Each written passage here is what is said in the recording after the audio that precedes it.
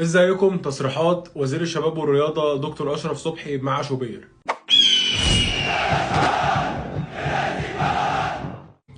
طبعا التصريحات كلها مش هتديك حل في الاخر وكلها حياديه.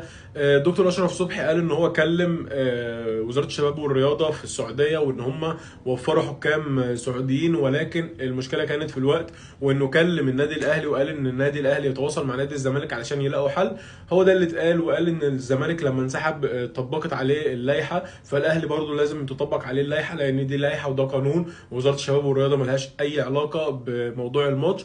وقال ان الوقت ده الجهات السياسيه بتطالب بان الناديين يكونوا متماسكين وان هم يساعدوا بعض. يعني باختصار دكتور اشرف صبحي ما قالش حاجه تفيد الموضوع ولا تفيد الحل في الموضوع بتاع ماتش الاهلي والزمالك، ولكن لسه هنشوف ايه اللي هيحصل الفتره الجايه. وفي حاجه بجحه قوي نادي الزمالك عملها هقولها لكم في الفيديو الجاي ان شاء الله.